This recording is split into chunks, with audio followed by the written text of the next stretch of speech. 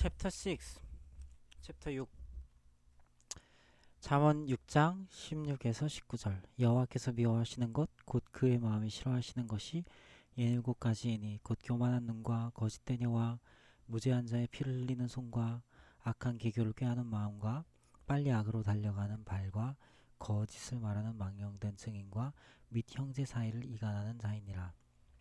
낙태, 무죄한 자들의 피. 개인에게 드리운 저주의 문제에서 이제 사회 전반에 만연한 저주를 살펴보자. 사회에 흐르는 저주라고 되묻고 싶을 것이다. 이번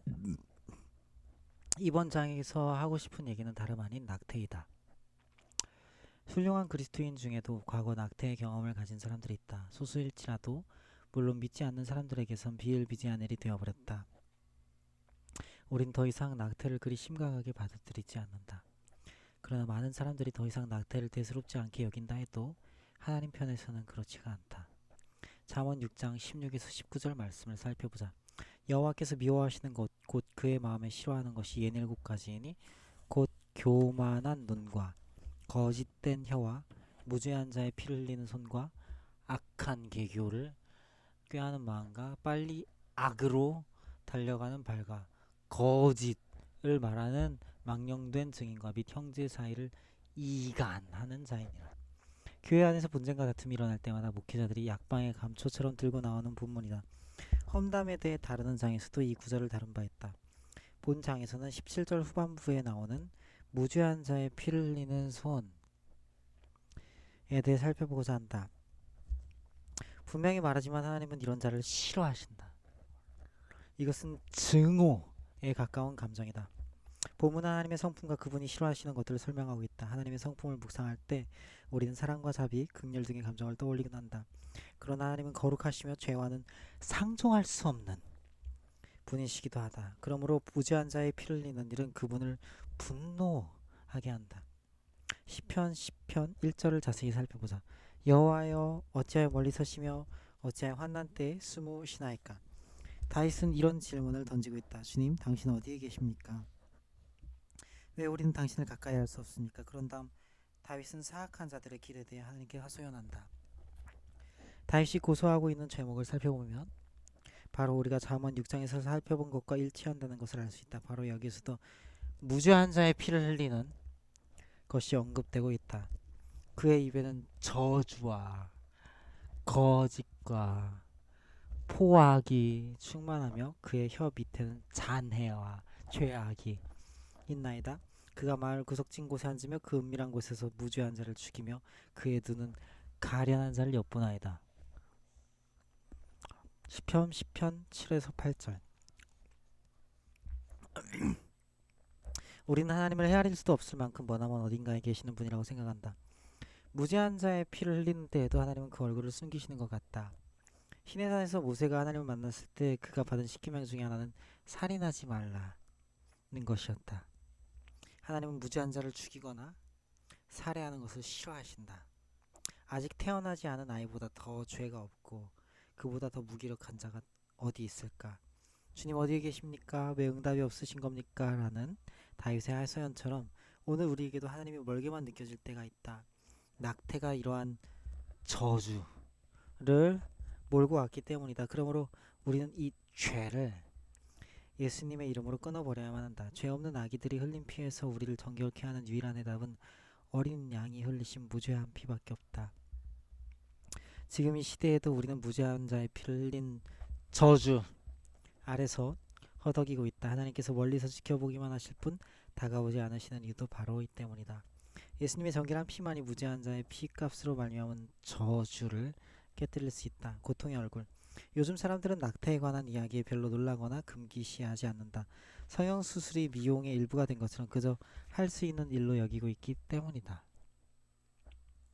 요즘 젊은이들 사이에서 인기 있는 TV 프로그램에서는 낙태에 대해 너무나 가볍게 다룬다. 그 일에 한 인간의 생명이 걸려있다는 사실은 안중에도 없다. 이런 프로를 대할 때면 냄비 속에 든 개구리 예화가 절로 떠오른다. 미지근한 물에 개구리를 넣고 물의 온도를 서서히 높이다 보면 개구리는 조금씩 그 온도에 적응한다. 그리고 급기야 뜨거운 물에 삶아진다. 잠시 동안이라도 낙태에 관한 우리의 대화가 얼마나 무덤덤하게 거론되고 있는지 생각해 보자. 역사는 돌고 돈다. 시편 106편을 살펴보자. 그들이 그들의 자녀를 악귀들에게 희생제물로 바쳤도다. 무죄한 피, 곧 그들의 자녀의 피를 흘려 카나안의 우상들에게 제사함으로 그 땅이 피로 더러워졌도다. 시편 106편 37, 38절. 다시 한번 말한다. 이전에 낙태의 죄를 범한 사람은 다시 정죄하고 싶어서 이런 말을 하는 것이 아니다. 낙태의 죄를 범한 사람을 다시 정죄하고 싶어서 이런 말을 하는 것이 아니다. 또한 낙태를 한 여성들에게 그들의 행위가 자녀를 우상에게 제물로 바치는 것과 마찬가지라는 식으로 표현하려는 의도도 아니다. 하지만 우리가 반드시 기억해야 할 사실이 있다. 그것은 하나님을 위해 엄청난 일을 할 아이가 꽃도 피워보기 전에 죽임을 당하는 그 현장에서 마귀가 기뻐 날뛴다는 사실이다. 유대교에서는 아이가 잉태되는 순간 그 아이는 이 세상을 더욱 아름다운 곳으로 만들라는 하나님의 소명을 받는다고 말한다. 낙태라는 저주를 통해 마귀는 세상의 씨를 말려버리려고 한다. 몇몇 통계를 살펴보자. 전 세계적으로 매일 12만 6천 명의 태아가 낙태되고 있는데 그것은 연간 4,600만 명에 달한다. 미국에서는 매일 3,700명의 태아들이 낙태되고 있으며 연간 138만 명에 달한다. 낙태의 95%는 산하 제한의 수단으로 자행되고 있다. 낙태의 1%는 강간이나 성폭행으로 인한 것이다. 낙태의 1%는 태아 기형이 원인이다. 낙태의 3%는 산모의 건강 문제가 원인이다. 잠언 1장 11절에 이런 내용이 나온다. 그들이 네게 말하기를 우리와 함께 가자. 우리가 가만히 엎드렸다가 사람의 피를 흘리자. 죄 없는 자를 까닭없이 숨어 기다리자. 이 본문의 핵심 구절은 까닭없이라는 부분이다. 나는 강간으로 인한 임신이나 혹은 산모의 건강이 극도로 위험한 경우를 이야기하는 것이 아니다. 이런 경우를 판단하는 것은 쉽지 않는 문제이다. 그러나 위의 통계에서도 알 수 있듯이 대다수의 낙태는 단지 부모의 일신상의 편의를 위해 행해진다. 당신 이런 생각을 할지도 모른다. 레리, 이런 건 나와 전혀 관계가 없어요. 나는 낙태 같은 건 생각해 본 적도 없는데 어째서 이 저주가 나의 축복을 가로막을 수 있다는 거죠? 정말 그렇게 생각하는가? 그렇다면 한 단계 더 깊이 들어가 보자. 공범죄. 형사반장이라는 오래된 드라마에 이런 내용이 있다. 동업자를 해치우기 위해 사람을 고용하는 내용이 나오는데 이때 법의 심판을 받는 사람은 총으로 사람을 죽인 자만이 아니다. 그 사람을 고용한 자도 역시 죄가 인정된다. 나의 첫 번째 책인 마침내 자유에서 나는 한 집안에 흐르는 저주에 대해 언급했다. 하나님의 말씀을 통해 이 사실을 다시 한번 확인해보자. 출애굽기 34장 7절은 이렇게 기록하고 있다. 하나님은 인자를 천대까지 베풀며 악과 과실과 죄를 용서하리라. 그러나 벌을 면제하지는 아니하시고 아버지의 악행을 자손 3, 4대까지 보응하리라. 여기서 악행이란 단어는 단순한 의미의 죄가 아니라 이미 자행된 어떤 일에 대한 저주나 혹은 형벌을 뜻한다는 것을 명심하라. 이 말은 아버지가 어떤 잘못을 범하면 그것이 저주가 되어 집안 대대로 자손들에게 대물림 된다는 뜻이다. 예레미야가 5장 7절을 보자. 우리의 조상들은 범죄하고 없어졌으며 우리는 그들의 죄악을 담당하였나이다. 예레미야는 조상들은 이미 다 죽어버렸지만 남아있는 후손들이 조상들의 저주를 감당하고 살아간다고 말하는 것이다. 빈곤, 결핍, 유기, 기근, 굶주림과 같은 조상들의 저주가 자녀들에게로 유전된 것이다. 시편 51편 5절은 이렇게 기록되어 있다. 내가 죄악 중에서 출생하였으며 어머니가 내 죄 중에서 나를 잉태하였나이다. 선조들의 악행이 우리에게 대물림 되고 있다. 바로 임신을 통하여 조상들의 악한 행위가 유전되고 있는 것이다. 이러한 예는 성경의 곳곳에서 얼마든지 찾아볼 수 있다. 데살로니가후서 2장 7절에서 바울은 불법의 비밀에 대해 이야기한다. 범죄자가 밝혀질 때까지 어떤 사건은 비밀에 붙여진다. 당신이 생각해 보아야 할 문제가 있다. 아버지를 생각할 때 우리는 을의 생물학적인 가족의 영역에만 그 단어를 한정한다. 그러나 인간 차별을 다루는 8장의 내용을 보면 가족으로서 아버지뿐만 아니라 영적이고 국가적인 선조들의 저주까지 대물림 된다는 것을 깨닫게 될 것이다. 동업자를 죽이기 위해 하수인을 고용한 드라마를 기억해보라. 법의 심판대 앞에서는 하수인을 고용한 자 역시 살인자와 동일한 죄인이다. 우리가 투표하는 대상을 떠올려보라. 어떤 출마자가 낙태에 찬성하는데도 그가 우리의 경제 문제에 보탬이 된다는 이유로 그에게 표를 던질 수 있는 표를 던질 수 있겠는가? 이것은 영적인 측면에서 두 가지 결과를 낳는다. 첫째, 무죄한 자의 피가 우리의 가정에 임하게 된다. 둘째, 우리의 필요를 공급해 주시는 하나님이 배제된다. 우리에게 쓸 것을 공급해 주는 것은 대통령이 아니라 여호와 이레 우리 하나님이시다. 신명기 27장 25절에는 이런 말이 나온다. 무죄한 자를 죽이려고 뇌물을 받는 자는 저주를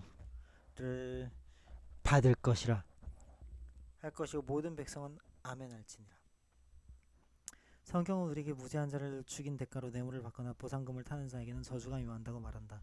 이런 말을 하는 사람들이 있다. 그가 낙태를 찬성한다는 걸 알아. 하지만 그를 뽑아주면 경제도 살아나고 살만하지 않겠어? 바로 이것이 뇌물을 착취하는 것과 같은 행위다.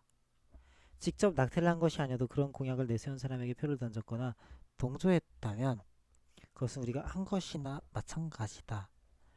만일 낙태 찬성론자에게 표를 던진다면 무죄한 태아의 피가 우리에게 임할 것이다. 그것은 무죄한 자들을 죽이는 일에 투표라는 형식으로 동조하고 참여했기 때문이다. 그럼 우리가 직접적으로 낙태를 하지 않았어도 그 저주가 우리에게 임하게 되는 것이다. 출마자에게 던지는 우리의 한 표에는 책임이 따르게 되어 있다. 시편 15편 1절에서 5절 여호와여 주의 장막에 머무를 자 누구오며 주의 성산에 사는 자 누구오니까 정직하게 행하며 공의를 실천하며 그의 마음에 진실을 말하며 그의 혀로 남을 허물하지 아니하고 그의 이웃에게 악을 행하지 아니하며 그의 이웃을 비방하지 아니하며 그의 눈은 망령된 자를 멸시하며 여호와를 두려워하는 자들을 존대하며 그의 마음에 서원한 것은 해로울지라도 변하지 아니하며 이자를 받으려고 돈을 구워주지 아니하며 뇌물을 받고 무죄한 자를 해하지 아니하는 자이니 이런 일을 행하는 자는 영원히 흔들리지 아니하리이다. 다윗은 이렇게 묻고 있다. 누가 하나님과 그분의 능력 앞에서 살아갈 수 있는가? 다시 한번 강조하거니와 하나님은 무죄한 자의 피를 대가로 뇌물이나 보상금을 받는 자들과 상종하시지 않는다. 만일 우리가 출마자들이 내거는 공약 중 하나가 무죄한 자의 피를 흘리는 낙태 찬성이라는 것을 알고도 표를 던진다면 우리는 정치인들을 통해 불러들이는 저주를 절대로 면치 못하게 될 것이다. 까마득한 세대 이전의 조상들로부터 내려오는 신체적 영적인 유산들에 대해서는 우리도 어쩔 도리가 없다. 그런 저주들은 우리가 이미 예수 그리스도의 보혈로 끊어버렸다. 그러나 앞으로 선거 출마자들이 무죄한 자의 피를 흘릴 것이라는 것을 뻔히 알면서도 그들에게 투표하여 스스로 저주를 자초하는 일은 없도록 주의해야 할 것이다. 어디에서 온 것일까? 미국 컬럼바인 고등학교 총기 난사 사건을 기억하는가? 2명의 학생이 친구들을 살해할 치밀한 계획을 세워 교실로 들어갔다. 무려 13명의 아까운 생명이 죽어갔다. 모든 사람들이 다 비난의 대상을 찾기 시작했다. 어떤 이들은 총기를 소지한 사람들에게 비난을 퍼부었다. 총을 소지하고 있지 않았더라면 그런 일은 일어나지 않았을 거란 이유였다. 그러나 미국은 개국 이래로 총기 소유가 합법이었으나 그와 같은 일은 한 번도 일어난 적이 없었다. 그러면 어떤 이유일까? 학교의 불량 학생들이 문제일 수 있다. 다른 아이들을 괴롭히는 것은 아주 사소한 행위라도 용납해서는 안 될 것이다. 학교에서 어느 누구도 왕따를 당해서는 안 된다는 것은 우리 모두 공감한다. 그러나 총과 마찬가지로 남을 괴롭히는 학생들은 어디에나 있게 항상 있게 마련이다. 불행한 일이지만 예수님이 재림하시기 전까지는 앞으로도 그런 유형의 인간은 결코 사라지지 않을 것이다. 이런 상황에 접하게 되면 마태복음 23장 24절의 말씀이 생각난다. 맹인된 인도자여 하루살이는 걸러내고 낙타는 삼키노도다. 사실 이런 잘못된 사회 현상을 깊이 파헤치다 보면 살인이라는 악한 영이 우리 자녀들에게로 유전되어진 것임을 보게 된다. 예수님은 말세가 되면 불법 저주이 성할 거라고 말씀하셨다. 마태복음 24장 12절. 성한다 abound는 말은 넘친다, 넘쳐난다는 의미다. 성경은 아버지의 불법 저주이 자녀들에게 유전될 뿐만 아니라 말세가 되면 그런 저주들이 더욱 자라나 배가 된다고 말한다. 성경은 우리에게 유전된 이러한 잘못을 고백하라고 가르친다. 그러므로 너희 죄를 서로 고백하며 병이 낫기를 위하여 서로 기도하라. 야고보서 5장 16절. 이 살인의 영은 어디서 온 것일까? 우리는 성인들이 아기를 죽이는 낙태의 영이 만연한 시대에 살고 있다. 이제 이 저주는 우리 자녀들에게까지 유전되어 우리 아이들 베이비스를 죽이기 시작했다. 이것은 불법이 성하게 되었다는 말이다. 하나님은 불법에 대해 다음과 같이 말씀하신다. 내가 생명과 사망과 복과 저주를 너희 앞에 두었은즉 너와 너희 자손이 살기 위하여 생명을 택하라. 신명기 30장 19절. 바울은 갈라디아서 6장 7절에서 8절을 통하여 이렇게 말한다.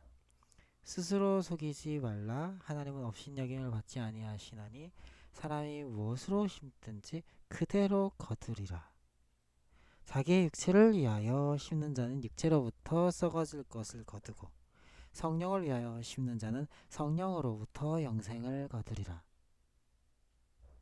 자신을 기만하고 있지는 않는가? 무엇으로 심든지 그 씨가 우리의 삶에 그대로 열매를 맺게 될 것이다. 너희 발바닥으로 밟는 모든 곳. 학교에서 총기 난사 사건이 일어났을 때 뉴스 채널은 일제히 난사 장면을 보도했다. 그때 나는 주요 뉴스 프로그램에서 이런 질문을 받게 됐다. 왜 이런 일이 일어나고 있는 거죠? 난 담담한 어조로 말했다. 뿌린 대로 거두고 있는 겁니다. 하지만 우리의 자녀들을 다시 회복시킬 방법이 있습니다. 바로 우리가 낙태라는 이 끔찍한 저주를 끊어버리는 것입니다. 지금까지 많은 부모들이 자식의 생명을 무참히 살해해 왔습니다. 지금도 주변에서는 무수한 불법이 자행되며 이제는 아이들이 아이들을 죽이고 있는 실정에까지 이르렀습니다. 나를 비롯한 여러 사람들은 TV 방송을 통해 전국의 목회자들에게 이렇게 촉구했다. 여러분들의 지역사회나 학교로 돌아가서 당신의 자녀들에게 주님의 보혈을 발라주십시오. 어떻게 되었을까? 하나님의 은혜와 예수 그리스도의 보혈의 능력으로 말미암아 그 저주가 끊어졌다. 요한계시록 12장 11절 말씀을 기억하는가? 우리는 어린 양의 피로 말미암아 마귀를 이길 수 있다. 출애굽기 12장에 이런 글이 나온다. 그 피를 양을 먹을 집 좌우 문설주와 임방에 바르고 내가 피를 볼 때 너희를 넘어가리니 재앙이 너희에게 내려 멸하지 아니하리라. 출애굽기 12장 7절 13절. 6월절 패스오버를 6월절을 히브리어로는 페사흐라고 하는데 그것은 넘어서 지나가다는 의미를 갖고 있다. 내가 피를 볼 때 내가 문 뒤에 서서 모든 것을 지켜줄 것이다. 라는 의미가 본래의 어원에 더욱 가깝다. 나는 예수님의 피가 학교에서 우리 자녀들을 보호해준다고 믿는다. 여호수아 1장 3절은 이런 내용을 싣고 있다. 내가 모세에게 말한 바와 같이 너희 발바닥으로 밟는 곳은 모두 내가 너에게 주었노라. 우리는 모임을 마친 후 지역 학교를 돌아다니면서 땅밟기를 했다. 저주는 끊어질 것이며 우리의 자녀들은 보호받을 것임을 선포한 것이다. 일전에 이야기한 랍비에 따르면 모태에서 잉태되는 순간 우리는 하나님 앞에 서서 각자 해야 할 일에 대한 지시를 받는다고 한다. 다윗은 이렇게 말한다. 주께서 내 내장을 지으시며 나의 모태에서 나를 만드셨나이다. 내가 주께 감사하온 나를 지으심이 기묘하심이라. 주께서 하시는 일이 기이함을 내 영혼이 잘 아나이다. 내가 은밀한 데서 지음을 받고 땅의 깊은 곳에서 기이하게 지음을 받은 때에 나의 형체가 주의 앞에 숨겨지지 못하였나이다. 내 형질이 이루어지기 전에 주의 눈이 보셨으며 나를 위하여 정한 날이 하루도 되기 전에 주의 책에 다 기록이 되었나이다. 하나님이여, 주의 생각이 어찌 내게 그리 보배로우신지요, 그 수가 어찌 그리 많은지요. 시편 139편 13절에서 17절. 우리가 존재하는 이유는 이 세상을 더 나은 곳으로 만들기 위함이다. 이 말이 약간 어색하게 들릴지도 모르겠다. 내가 그리스도인이 된 지 얼마 안 되었을 때 어떤 분이 내게 들려준 예언을 기억하고 있다. 여호와의 말씀이 내게 임하니라. 이르시되 내가 너를 모태에 짓기 전에 너를 알았고 네가 배에서 나오기 전에 너를 성별하였고 너를 여러 나라의 선지자로 세웠노라. 예레미야 1장 4절에서 6절. 우리는 모두 사명을 받고 이 땅에 태어났다. 만일 당신이 낙태를 한 경험이 있고 그 이후에 주님께로 나왔다면 모든 죄가 이미 사하여졌다는 사실을 기억하라. 그러나 지금 나와 함께 기도해서 당신의 모든 저주가 끊어지도록 하면 어떨까? 당신뿐만 아니라 당신의 자녀와 손자들 세대에 미칠 저주까지 온전히 끊어지도록 하자. 또한 우리의 삶과 내가 사는 도시와 나라를 위해 함께 기도하자. 마음을 살피시는 이가 성령의 생각을 아시나니 이는 성령이 하나님의 뜻대로 성도를 위하여 간구하심이니라.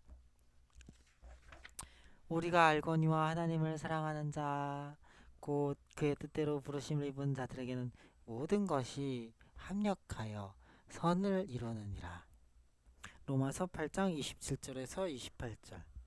여호와께서 말씀하시되 오라 우리가 서로 변론하자. 너희의 죄가 주홍 같을지라도 눈과 같이 희어질 것이요 진홍같이 붉을지라도 양털같이 희게 되리라. 이사야 1장 18절. 여호와의 손이 짧아 구원하지 못하심도 아니요 귀가 둔하여 듣지 못하심도 아니라 오직 너희 죄악이 너희와 너희 하나님 사이를 갈라놓았고 너희 죄가 그의 얼굴을 가리어서 너희에게서 듣지 않으시게 함이니라. 이사야 59장 1절 2절. 하나님은 지금도 우리를 만져주실 수 있다. 하나님은 지금도 원수들로부터 우리를 구원하실 수 있다. 하나님, 우리가 부르짖기만 하면 우리의 기도를 들으시고 응답하신다. 그러나 하나님이 우리를 떠나 계신 것처럼 보이는 것은 바로 우리가 불러들인 저주 때문이다. 그 저주로 말미암아 하나님과 우리 사이가 멀어졌고 그분의 놀라운 능력이 임하지 못한 것이다. 그러나 이제 당신과 나는 예수님의 이름으로 그 저주를 영원히 끊어버렸다. 그러므로 다시는 그런 저주가 우리의 삶에 침범하지 못할 것이다. 그 순간부터 우리는 무죄한 자의 피를 흘린 죄에서 깨끗이 씻김을 받았다. 이 사실을 지금 선포하도록 하자. 예수님의 보혈로 우리는 저주를 끊어버리고 축복을 풀어내었다. 잠깐 기억해야 할 것이 있다. 예수 그리스도 안에 있는 자들에게는 결코 정죄함이 없다. 그 누구에게도. 기도문이 있고 거북하면 토 쏠린 채 내장 꺼내서 졸라 매달아라. 챕터 7 7번째 증오의 결과 용서하지 못하는 데서 오는 저주. 챕터 7 다음 영상에서 읽겠다.